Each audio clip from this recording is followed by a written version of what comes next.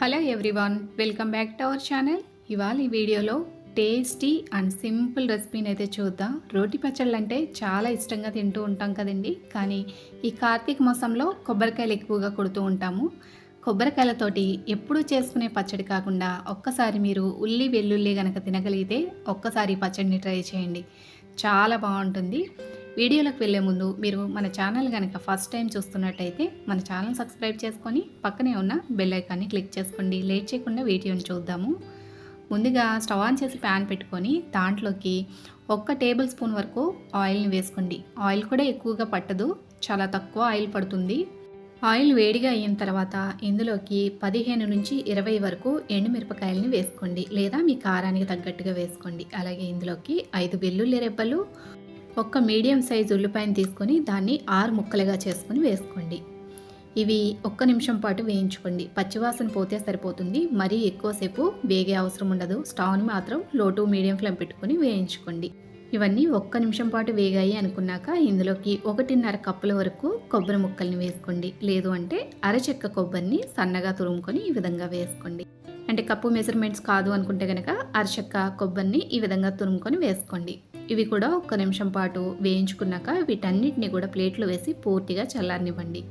ఇవి పూర్తిగా చల్లారాయి అనుకున్నాక ఒక మిక్సీ జార్ తీసుకొని ఇవన్నిటిని కూడా మిక్సీ జార్లోకి వేసేసుకోండి.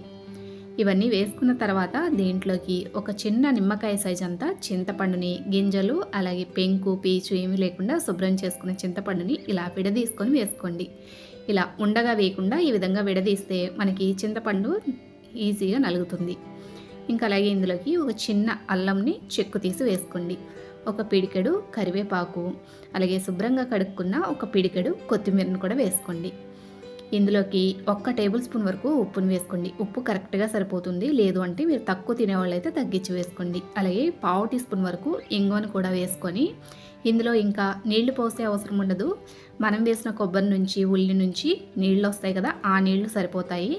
ఇప్పుడు మూత పెట్టి మధ్య మధ్యలో ఆపుకుంటూ కలుపుకుంటూ మెత్తగా మిక్సీ పట్టుకోండి.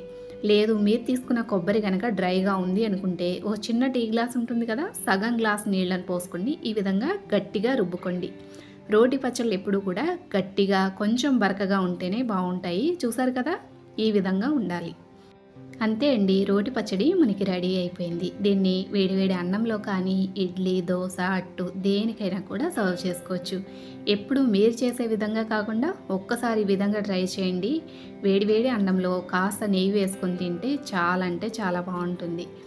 ఎప్పుడు కూడా నేను ప్రతిదీ కూడా కరెక్ట్గా కొలత చెప్తూ ఉంటాను కదా. ఈరోజు కూడా అరచెక్క కొబ్బరి చెక్క అయితే గనక దాంట్లోకి ఒక 10 నుంచి 15 వరకు ఎండుమిరపకాయలు, 5 వెల్లుల్లి రెబ్బలు, ఒక మీడియం సైజు ఆనియన్, అలాగే ఇందులోకి 1 టేబుల్ స్పూన్ వరకు ఉప్పు, 1/2 టీ స్పూన్ వరకు ఇంగువను వేసుకుంటే సరిపోతుంది. ఒక చిన్న నిమ్మకాయ సైజ్ అంతా చింతపండును వేసుకోండి. అంతే. ఇవి వేసుకొని చేశారు అంటే ఉప్పు కొంచెం ఎక్కువైంది, పులుపు ఎక్కువైంది అనే ప్రాబ్లం లేకుండా అన్నీ కూడా కరెక్ట్గా సరిపోతాయి.